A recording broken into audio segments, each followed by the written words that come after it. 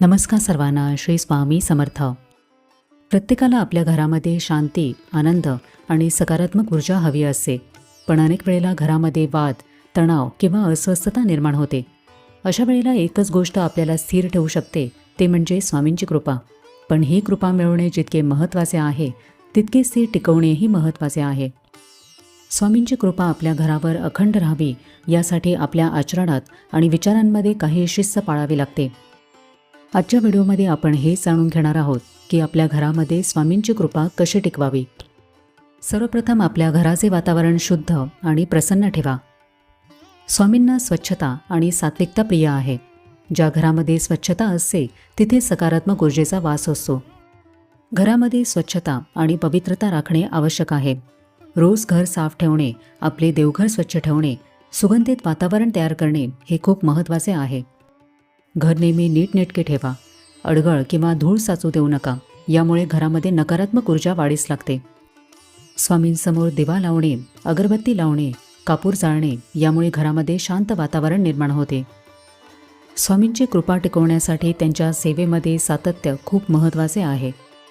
घरामध्ये सकाळी किंवा संध्याकाळी किंवा तुम्हाला जमेल तसे स्वामींचे नामस्मरण करावे, यामुळे घरामध्ये सकारात्मक ऊर्जा वाढीस लागते.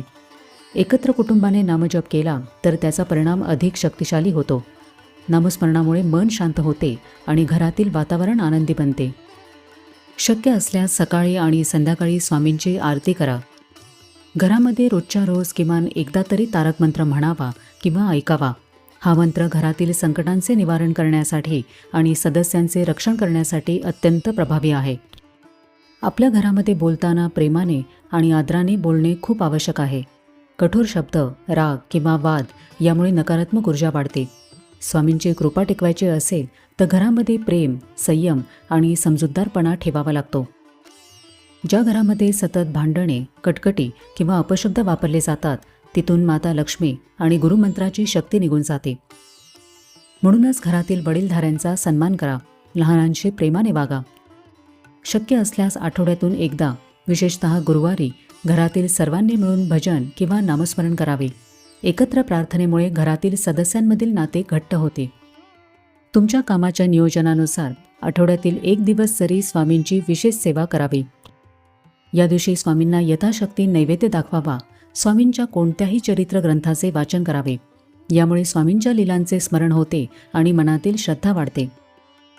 घरामध्ये सतत तक्रारी, नकारात्मक बोलणे किंवा चिंता यामुळे वातावरण खराब होते.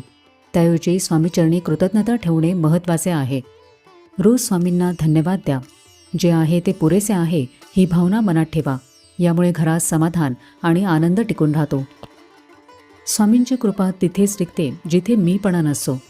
हे घर माझे आहे, मी हे सर्व मिळवलेले आहे असा भाव सोडून हे सर्व स्वामींचे आहे हा भाव मनात ठेवावा. जेव्हा आपण घरातील प्रत्येक वस्तू आणि प्रत्येक यशाचे श्रेय स्वामींना देतो, तेव्हा त्यांची कृपा अधिक वृद्धिंगत होते. स्वामींच्या कृपेचा सर्वात मोठा आधार म्हणजे नीतिमत्तेचे पालन करणे, सदाचाराने वागणे. चुकीच्या मार्गाने मिळवलेला पैसा किंवा एखाद्याला त्रास देऊन मिळवलेली संपत्ती घरामध्ये टिकत नाही. म्हणूनच आपल्या कामामध्ये प्रामाणिकपणा ठेवा. कुणाचेही हक्क हिरावून घेऊ नका. आपले आचरण शुद्ध असेल तर स्वामींना प्रसन्न करण्यासाठी वेगळे काही करण्याची गरज पडणार नाही. स्वामींना सेवा खूप प्रिय आहे. तुम्ही स्वामींची सेवा करा, गरजूंना मदत करा, अन्नदान करा किंवा छोट्या छोट्या चांगल्या गोष्टी करा. यामुळे स्वामी प्रसन्न होतात. जेव्हा आपण इतरांना मदत करतो तेव्हा त्याचे सकारात्मक परिणाम आपल्या घरावरही होतात. घरामध्ये भांडण टाळावे. मतभेद असणे स्वाभाविक आहे, पण ते शांतपणे सोडवणे महत्त्वाचे आहे. सतत भांडणे होत असेल तर घरातील सकारात्मक ऊर्जा कमी होते. म्हणूनच एकमेकांशी संवाद ठेवावा. एकमेकांना समजून घ्यावे आणि क्षमा करणे आवश्यक आहे. कधीकधी घरामध्ये आर्थिक किंवा शारीरिक संकटे येतात, समस्या निर्माण होतात. अशा वेळेला डगमगून न जाता स्वामींवर विश्वास कायम ठेवावा. स्वामी जे करत आहेत ते माझ्या हिताचेच आहे ही श्रद्धा घराला संकटातून बाहेर काढते. तुमची श्रद्धा जितकी खोल असेल तितकी स्वामींची कृपा तुमच्या घरावर स्थिर राहील. प्रत्येक गोष्ट वेळेनुसार ठीक होते हे मान्य करणे म्हणजे सबुरी. स्वामींवर पूर्ण विश्वास ठेवला की घरामध्ये शांतता टिकून राहते. अनेक वेळेला असेही होते की स्वामींची सेवा करूनही घरामध्ये वादविवाद किंवा कटकटी असतात. स्वामी कोणाचे कर्म पूर्णपणे पुसत नाहीत, पण ते भोगण्याची शक्ती देतात. घरामध्ये जे वाद किंवा व्यसन आहे ते कदाचित कुटुंबाचे एखादे जुने संचित कर्म असू शकते. सेवा केल्यामुळे हे संकट संपले नाही, तरी त्याची तीव्रता कमी होते. जर सेवा नसेल तर कदाचित परिस्थिती यापेक्षा कितीतरी पटीने भयावह असते. स्वामी तुम्हाला त्या संकटातून हळूहळू बाहेर काढत आहेत हे लक्षात घ्यावे. जेव्हा आपण तीव्र सेवा सुरू करतो तेव्हा घरात साठलेली नकारात्मक ऊर्जा बाहेर पडण्याचा प्रयत्न करते. सेवेमुळे घरातील दोष बाहेर पडताना सुरुवातीला वादाचे प्रमाण वाढल्यासारखे वाटू शकते. याला शुद्धीकरणाचा काळ म्हणतात. अशा वेळेला धैर्य सोडू नये, ही एक परीक्षाही असते. केवळ नियम म्हणून स्वामींची सेवा न करता स्वामींकडे घरातील व्यक्तीच्या बुद्धिपालटासाठी मनापासून प्रार्थना करावी. घरातील सर्व सदस्यांना स्वामींच्या अभिषेकाचे तीर्थ किंवा तारक मंत्राचे तीर्थ नियमित द्यावे. घरामध्ये कटकटी चालू असताना वाद न घालता मौन राहावे. समोरची व्यक्ती चिडली असेल तर आपण शांत राहून स्वामींचे नामस्मरण करावे. रोज स्वामीचरणी घरातील सर्वांना सद्बुद्धी द्यावी आणि घरामध्ये शांतता नांदावी अशी प्रार्थना करावी. घरात स्वामींची कृपा टिकवण्यासाठी मोठे काही करण्याची गरज नसते. छोट्या छोट्या सवयी महत्त्वाच्या असतात. स्वच्छता, नामस्मरण, प्रेमळ वर्तन, सकारात्मक विचार करणे आणि स्वामींची नियमित सेवा करणे या गोष्टींमुळे घरात शांतता आणि आनंद कायम राहतो. ज्या घरात स्वामींचे नाव आदराने घेतले जाते तिथे स्वामी स्वतः अदृश्य रूपाने वास करतात.